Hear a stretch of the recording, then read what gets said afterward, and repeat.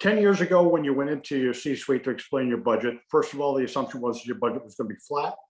And then you had to work through the math of the fact that your volume has gone up. So you have to use a multiple to make sure that even though we have maybe better prices or lower prices or flat prices, that we can make it work across the increased volume. Today, when you go in to talk to your C-suite, you really need to be talking about three things: the economic impacts of the current conditions. So inflation is certainly one big piece of that. You have to be able to explain to them, and Chris, you said this in your presentation, no single company is large enough to shape a market price. So every company is going to go in and we're all competing for the same equipment, the same drivers, and no company is big enough to really swing it.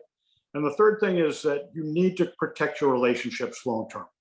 So let me talk about a couple of things here. First, when you go in to talk to your CEO and your CFO, they already understand that the world is under increasing inflation, and it's been double digits the last year.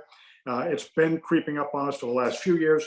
So when we talk about pricing with our carriers, they have to take into effect the capital costs of equipment, capital leases, capital infrastructure. All of that money costs more today. Fuel costs, I think currently we're at $5.31 a gallon for diesel. A year ago, we were at about $3.35 a gallon. So that's gone up. Wages have gone up over 10% in the last year just to keep enough drivers in the mix.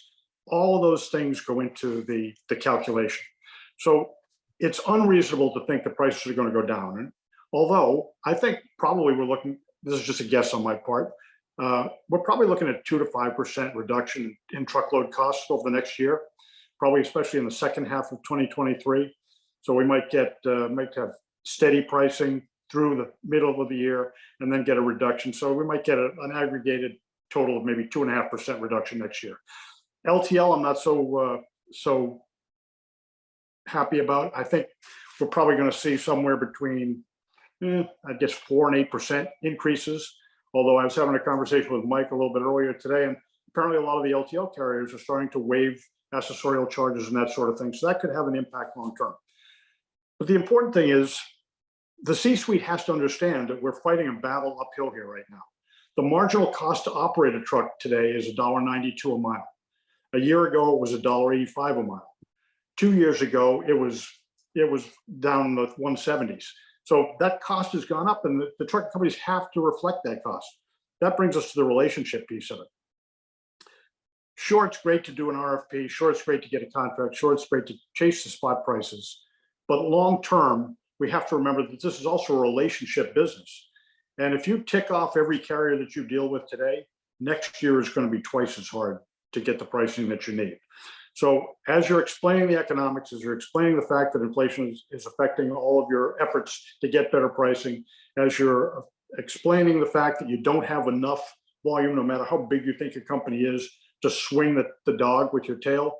And it's very important to remember that those relationships are going to be long-term, and you have a reputation in the industry to protect. If you beat people up today, they're going to come back at you with a vengeance later on. So you have to be rational, you have to be reasonable, and we're going to have to fight through the next year. And hopefully by the end of 2023, we'll see a little bit of more stabilization. But let's face it, higher prices are here to stay for the time being, and we're going to have to budget accordingly.